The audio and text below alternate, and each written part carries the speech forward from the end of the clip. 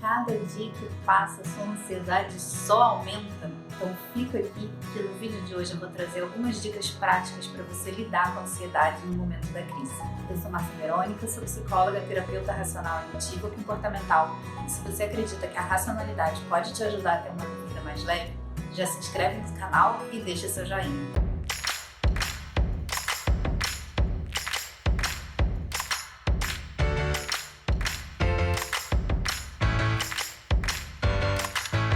Se a gente tivesse como fazer um ranking de qual emoção está mais presente na vida das pessoas nas últimas semanas e infelizmente nas próximas, eu acredito que a ansiedade é liderar com folga. Infelizmente a gente sabe que não é a crise a responsável por isso. Muita gente já sofria de ansiedade antes da crise e que com tudo que está acontecendo a coisa parece que só vai piorando. É possível que você já tenha ouvido alguns colegas meus psicólogos falarem que a ansiedade não é ruim, que ela te ajuda. Eles não estão errados, a gente só está falando de um referencial teórico diferente. Para a Trek, a ansiedade ela sempre vai ser uma emoção negativa não saudável, ou seja, que deve ser substituída por uma emoção negativa saudável, como a preocupação. Se você não estiver entendendo nada, a forma mais simples de eu explicar isso para você é que a ansiedade ela tem como mãe uma crença irracional de tentativa de controle absoluto, de necessidade de certezas, necessidade de segurança. Ou seja, por mais que ela não esteja tão ativada, isso é uma situação irreal. A gente sempre vai estar vulnerável a uma situação imprevista, a algo não planejado, a algo não desejado. Então, se você tem a ansiedade, por mais que ela não esteja ativada, em algum momento, como uma crise, por exemplo, ela vai sair do teu controle. E você vai começar a experimentar todas as sensações fisiológicas, todos os pensamentos ruminantes relacionados a ela e comportamentos não assertivos. Já a preocupação, ela tem como mãe uma crença racional de um desejo de segurança, de um desejo de controle, mas ela entende que é parcial e ela sabe que em algum momento esse desejo vai ser frustrado. Por mais que ela esteja ativa numa situação, a raiz dela vai ser uma raiz que trabalha a aceitação global. Ela vai entender que problemas acontecem, que crises acontecem, não é o que ela quer, ela vai estar sendo frustrada no desejo, mas a regulação emocional ela vai acontecer de uma forma muito mais rápida e muito mais assertiva. É a preocupação que vai te ajudar a planejar e a traçar novos rumos diante dessa crise. Alguns estudos vêm mostrando que por mais que você tenha uma superativação emocional na preocupação, por ela estar baseada numa crença racional, ela não vai atingir o mesmo pico de ativação da ansiedade. É como se você já tivesse preparado para uma possível ativação emocional, mas que ela não vai chegar no pico. Ela simplesmente já tem uma capacidade dentro dela de autorregulação, justamente por crenças de preferência, justamente por crenças de tolerância à frustração e aceitação global. E sem dúvida, no caso da ansiedade, de visão moderada do ruim. No vídeo de hoje, então, eu vou trazer 8 técnicas de pensamento, de evitação e de distração que podem te ajudar nessa hora. A primeira dica é entender a possibilidade e a probabilidade daquele evento acontecer. A gente sabe que uma das características mais fortes da ansiedade é a crença de catastrofização, que por si só já engloba um fator de exagero. Para a maioria das pessoas não é muito clara essa distinção entre probabilidade e possibilidade. A possibilidade, de uma forma bem simples, diz se um evento é possível ou não de acontecer. Dentro do espectro humano, muita coisa é possível de acontecer. Ou seja, só de pensar, talvez você acredite que aquilo ali já vai acontecer, pura e simplesmente porque é possível. A ideia da probabilidade entra justamente para a gente pensar o quão provável que aquele evento aconteça. Já que ele é possível, será que ele tem altas chances de acontecer? Normalmente no consultório, quando a gente faz essa pergunta, já é possível ver que, eu estou exagerando. É possível, mas não é tão provável assim. Isso por si só já traz um alívio para os sintomas de ansiedade. Mas pode ser que não. Pode ser que tenha altas chances de acontecer. Será que vale a pena a gente se sentir ansioso diante de algo que tem altas chances de acontecer? Eu acredito que não. Porque a ansiedade ela não vai te ajudar a ter comportamentos assertivos. Então, se o perigo, se a ameaça de fato estiver quase acontecendo, o que vai te adiantar ficar alimentando pensamentos de ruminação, ficar alimentando pensamentos catastróficos? Eu acredito que não vai te gerar muita solução. Mesmo num caso de alta probabilidade, entender que ela existe e ter comportamentos assertivos vai te ajudar. A ideia da possibilidade versus probabilidade é simplesmente você entender que não existe uma relação entre possibilidade e probabilidade, que às vezes o que você acha que está para acontecer é pouquíssimo provável que aconteça, ou você realmente enxergar o mundo como ele está se mostrando. Sim, tem uma alta probabilidade de acontecer, e o que está na minha mão fazer para diminuir os impactos disso? Quando eu falo o que está na minha mão fazer, porque a gente vai entrar em contato com a necessidade de desenvolver a tolerância à frustração. Porque muitas das vezes o que precisa ser feito para sair e mudar a situação não cabe a nós, cabe a outras pessoas que sequer às vezes sabem da nossa existência. Então, a tolerância à frustração ela precisa e muito ser trabalhada nesse momento. Ainda com relação à probabilidade, tenta imaginar um círculo de pizza e coloca de 0 a 100 qual que é a probabilidade desse evento que você acha que ele é terrível acontecer. Digamos que é 80%. Tudo bem. O que seriam os outros 20%? Tenta pensar outros possíveis cenários. Não fica preso só num único cenário. Pensa um cenário que na sua cabeça tenha 5% de chances de acontecer, um outro que tenha 12%, um outro que tenha mais 3%, para compor esse 100%. A gente tende a achar que quando a probabilidade é alta é porque aquilo vai acontecer, e não vai. Talvez tenha uma probabilidade alta, mas vai que o que tinha 3% de chance de acontecer é o que acontece e você não se preparou para ele. O mesmo vale para você quando você pensa que tem pouca probabilidade de acontecer. Faça o mesmo gráfico de pizza e coloque lá a sua probabilidade de 30% para esse evento terrível. Quais as outras previsões que podem acontecer nos outros 70%? Prepare-se para elas. Eu costumo dizer que o problema não é criar expectativa.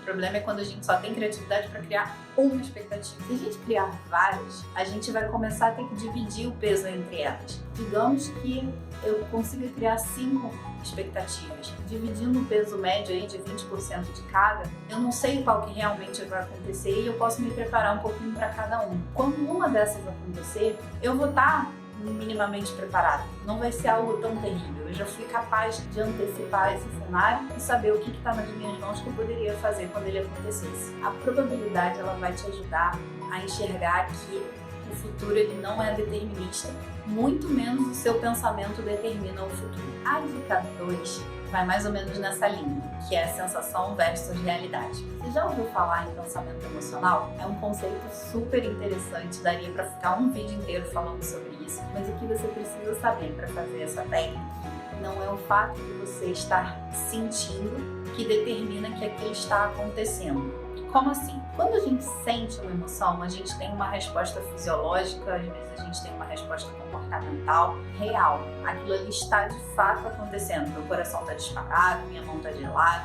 Não dá para negar que isso está acontecendo. O fato disso ser realidade, a minha resposta fisiológica, não significa que aquilo que eu estou pensando, que aquilo que eu estou temendo, o perigo, a ameaça, de fato seja real. E a gente tende a confundir o pensamento com a emoção. É como se tivesse uma fusão. Porque eu estou sentindo, logo isso está acontecendo. A gente tem uma dificuldade muito grande em separar o que a gente sente fisiologicamente do que a gente pensa. Ou seja, a gente funde e tá aí o pensamento emocional. Já perguntou para alguém, durante uma crise de ansiedade, se aquilo que ela mais temia estava acontecendo? É claro que ela vai dizer que sim, porque ela está sentindo aquilo. É como se no meio da crise a gente não tivesse a capacidade de duvidar daquilo que a gente está sentindo fisiologicamente. E essa é justamente a proposta. Duvide das suas reações fisiológicas.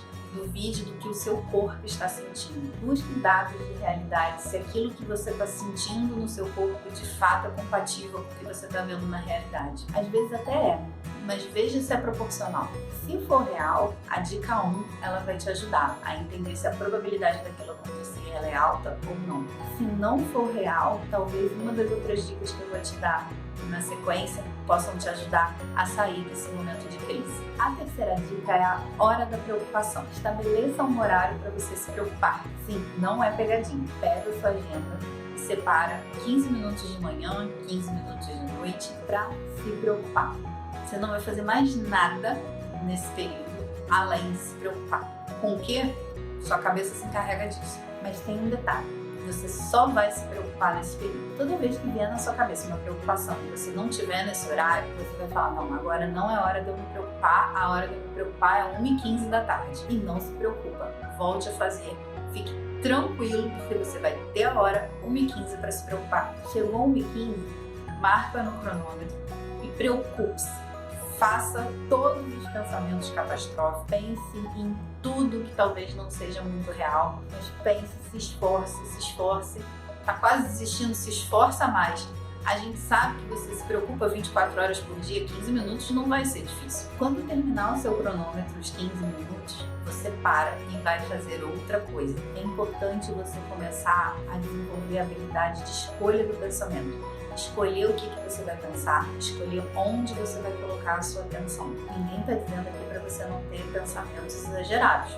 Você vai ter, só tem um horário para isso. A ideia dessa técnica é que você não fique refém dos seus pensamentos. Ela é uma técnica que normalmente quando a gente sugere no consultório, o paciente olha torto pra gente achando que o terapeuta ficou louco.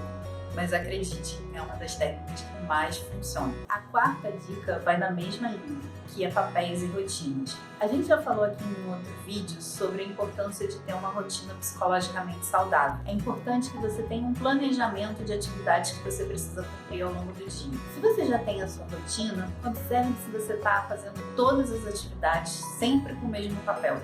É possível que não, é possível que a hora que você esteja desempenhando um papel de uma profissional, outro de esposa, de filha, de amiga. São vários papéis que a gente desempenha ao longo do dia.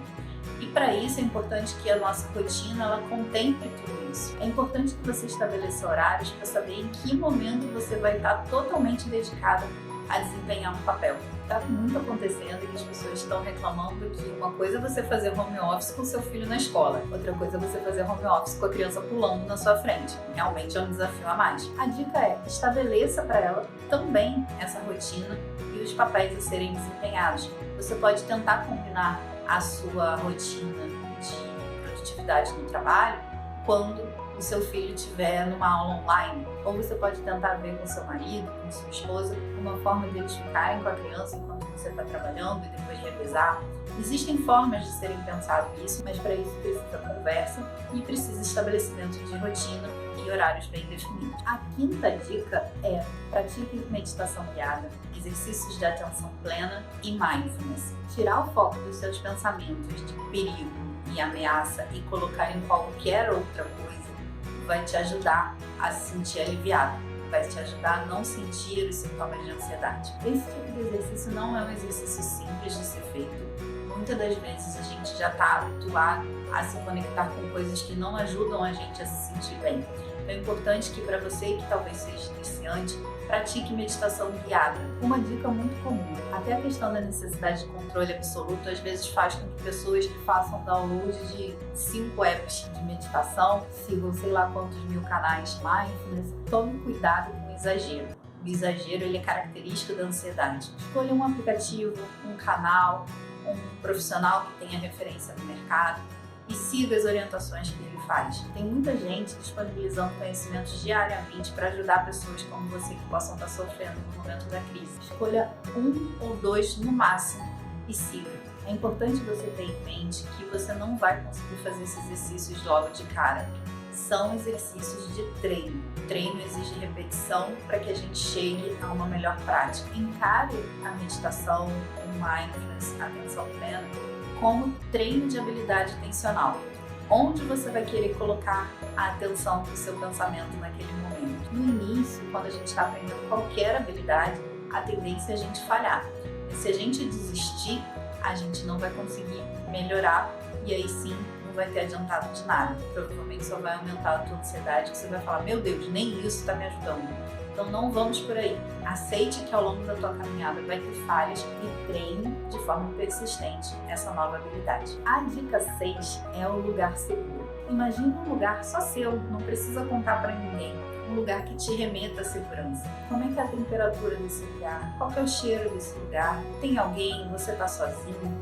Qual que é a dinâmica que está acontecendo? Treine essa imagem mentalmente. Sem dúvida, quando a gente tem aonde recorrer, um lugar de conforto, isso por si só já ajuda a gente a se sentir um pouco mais tranquilo. Treine essa imagem, já deixa ela como carta na manga, para assim em algum momento você passar por uma crise, você já pode se imaginar nesse lugar e tentar se conectar mentalmente com todas as emoções e todas as sensações positivas que a gente traz. A 7ª dica é a respiração diafragmática. Essa é uma técnica clássica das terapias cognitivo-comportamentais. comportamentais de respiração. A respiração ideal seria a respiração completa, que é a respiração diafragmática e também conhecida como a respiração do bebê. No dia a dia, a gente acaba desaprendendo essa habilidade, mas nada que um treino não vai te ajudar a resgatar. Antes de eu te explicar o que é, eu queria te pedir simplesmente para colocar uma mão sobre o peito e a outra sobre o abdômen e respire normalmente. Observe o movimento das tuas mãos. Qual a mão que está se movendo mais? É a de cima, que está no teu peito, ou a de baixo, que está no seu abdômen? Para quem não tem o hábito de praticar esse tipo de respiração, é possível que a mão de cima, que ficou apoiada sobre o seu peito, tenha feito mais movimento que a mão de baixo, que ficou no seu abdômen. Isso porque a gente está muito mais acostumado a fazer a respiração curta, a respiração pulmonar, do que a respiração diafragmática. Na respiração diafragmática, o que acontece é exatamente o oposto.